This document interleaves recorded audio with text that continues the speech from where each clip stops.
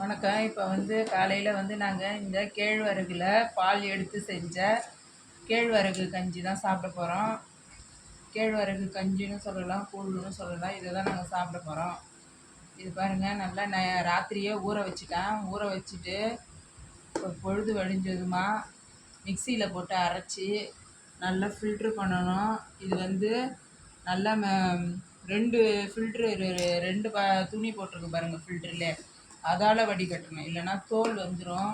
இது மாதிரி பார்த்து வடிகட்டிட்டு இதில் நம்ம தண்ணி சுட வச்சு அதுக்கப்புறமா நல்லா உலை மாதிரி கொதிக்கணும் அந்த தண்ணி. அதில் இந்த பிழிஞ்சு வச்ச இந்த கேழ்வரகு பாலை நம்ம அதில் ஊற்றுனதுக்கப்புறம் நல்லா கழுவி விட்டதும் நல்லா பொங்கி வரும். பொங்கி வந்ததும் இறக்கும்போது பால் ஊற்றணும். பால் ஊற்றி அப்புறமா சர்க்கரை போட்டு ஒரே ஒரு ஏலக்காய் போடணும்.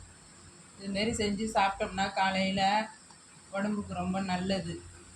இது பெரியவங்க முதல்ல நம்ம வீட்டு பிள்ளைங்க கூட குடிக்கலாம். இது ரொம்ப உடம்புக்கு நல்லது. இது மாதிரி செஞ்சு பாருங்கள். இது எப்படி செய்யணுன்னு நான் வீடியோவும் போட்டிருக்கேன், எப்படி செய்யணும்னு சொல்லிவிட்டு. இதுமாரி செஞ்சு சாப்பிடுங்க. இன்றைக்கி காலையில் நாங்கள் இதான் சாப்பிட போகிறோம். நன்றி, வணக்கம்.